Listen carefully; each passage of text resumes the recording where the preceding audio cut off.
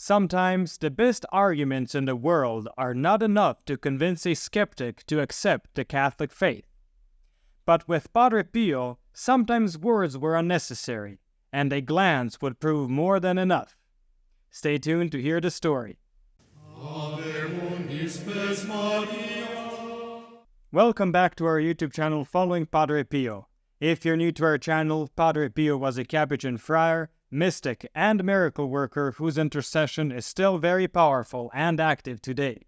We publish videos and shorts 5 days a week, so follow us to find out more about the life of this fascinating saint, and you will be amazed at what Padre Pio can do for you, a family member, or a friend.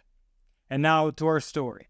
Today's story comes from the book Pray, Hope, and Don't Worry, True Stories of Padre Pio by Diane Allen. In her book, Diane shares a remarkable story of Mr. Valentino's radical conversion from militant atheist to devoted Catholic. Listen to this.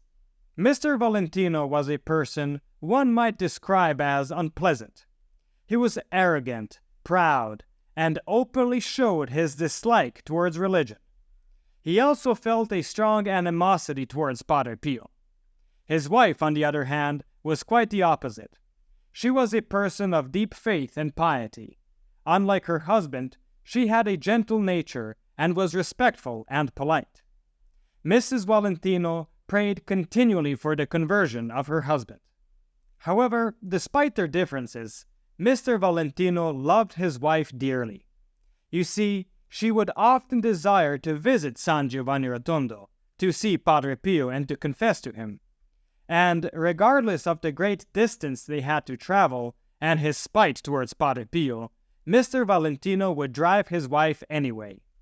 They lived in Milan, in northern Italy, which meant a journey of approximately 760 kilometers or 472 miles in one direction. This really shows to prove how much he loved her, if you ask me. Now, whenever they made the trip to San Giovanni Rotondo, Mrs. Valentino would enter the church to attend Mass and seek confession. But she always went in alone. If the church was crowded, and it often was, she had to wait in line for days to have her confession heard. Throughout this time, her husband refused to step inside the Church of Our Lady of Grace. Instead, Mr. Valentino waited for his wife in the square, just outside, where he drank coffee and smoked cigarettes. He would sometimes pass the time by telling people that Padre Pio was not the holy man that everyone believed him to be. Can you imagine that? He would openly mock Padre Pio right there in front of the church. Now, I'm not sure if his wife knew about this or not, but if she did, I'm certain she felt terribly embarrassed. However, soon everything would change. One windy winter's day, as Mr. Valentino stood in front of the church waiting for his wife, the cold temperature made him so uncomfortable that he finally decided to give up and enter the church to warm up. When he stepped inside the church, something profound happened. Mr. Valentino happened to catch a glimpse of Padre Pio, and their eyes met for just a brief moment. It was as if something unexplainable was transmitted to Mr. Valentino through that glance. He was so deeply affected by this experience that he underwent a sudden and dramatic change of heart. It was at that moment he realized he had been mistaken about Padre Pio all along. From that day forward, Mr. Valentino began attending the various prayer services held at the church. Instead of lingering around smoking cigarettes while his wife waited for confession, he spent his time in prayer and never missed a single service. Through the grace of the Holy Spirit, Mr. Valentino also eventually made his confession to Padre Pio. The man who once openly mocked Padre Pio now felt a deep gratitude for the blessings he had received. Furthermore, he wanted to do something for Padre Pio, to show his thanks and appreciation.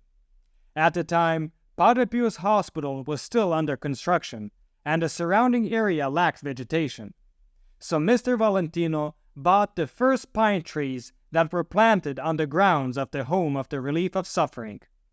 Just as he once felt no shame in showing his disbelief. Now Mr. Valentino wanted to display his faith to everyone to see. End of story. Saint Alphonsus Liguori, a Catholic bishop and theologian, wrote extensively on the topic of slander. In his book, The True Spouse of Jesus Christ, he writes that slander is a sin that is committed by revealing the hidden faults of others or by telling lies about them.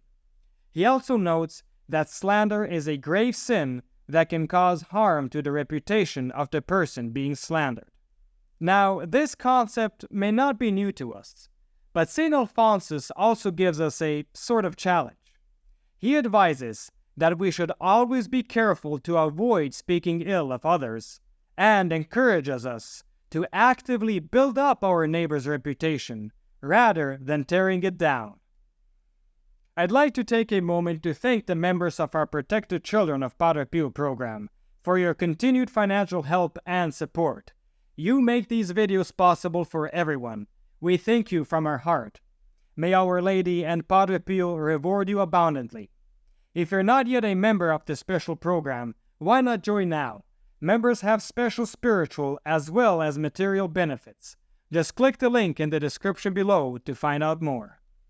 Thank you for listening. Please do like and share this video to help our channel grow. And please give our channel a boost by continuing to watch another video. This will help with the YouTube algorithm. I have recommended some videos especially chosen for you on the end screen. Or just click on one of the links in the description below for a full selection of great Padre Pio stories, or our playlist of Padre Pio Thoughts for the Day.